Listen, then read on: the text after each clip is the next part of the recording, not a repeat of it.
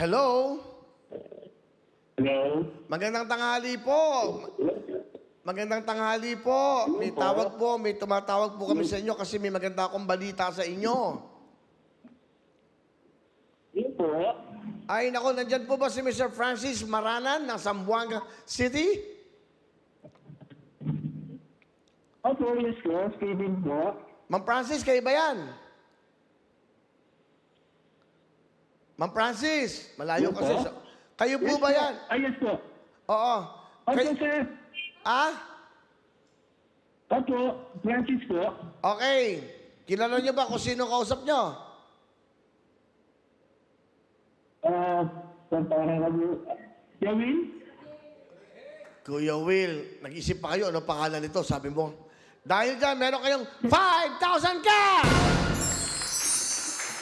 Yes. Yawin.